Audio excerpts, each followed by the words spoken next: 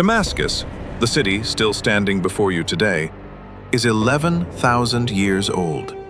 It existed before humans invented writing. Rome appeared 8,000 years after it. London, 9,000 years after it.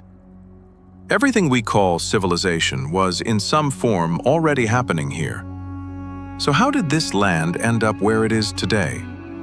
Syria sits at the geographic heart of the Middle East, bordered by Turkey to the north, Iraq to the east, Jordan and Palestine to the south, and Lebanon and the Mediterranean to the west. Its area covers 185,000 square, but what makes Syria remarkable is not its size, it's its position. It sits exactly at the crossroads of three continents: Asia, Africa, and Europe. Every great power that ever wanted to rule the ancient world came through here. The Egyptians, the Assyrians, the Greeks, the Romans, the Arabs, the Mongols, the Ottomans, all of them. There is no other piece of land on earth that has seen this many civilizations rise and fall on top of one another. The first documented civilization in Syria was Ebla, a city-state founded around 3000 BCE, where archaeologists uncovered an archive of 17,000 clay tablets, one of the oldest administrative records in human history. Then came Ugarit, which invented the world's first alphabetic writing system. The letters you're reading right now trace their ancestry to Syrian soil. What followed was a parade of empires: the Assyrians, then the Persians, then Alexander the Great, who swept through in 332 BCE, then the Romans, who made Antioch the third largest city in their empire.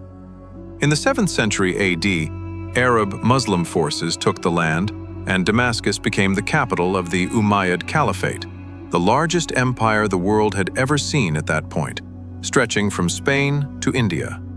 Then the Crusaders, then the Mamluks, then the Ottomans, who ruled Syria for 400 uninterrupted years, from 1516 to 1918. Syria is not a Gulf oil state, but it does have oil. Before the war, it was producing 350,000 barrels per day. Its real wealth, however, is agricultural. The Euphrates and Orontes rivers make Syria one of the most fertile countries in the Arab world, sustaining wheat, cotton, and olive farming for thousands of years.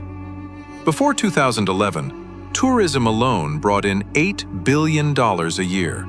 Palmyra, Bosra, the old city of Damascus, all UNESCO World Heritage Sites.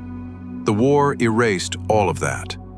GDP collapsed from over $60 billion in 2010 to roughly $20 billion today, a contraction of more than 60%. Gross national income per capita fell to just $830 in 2024.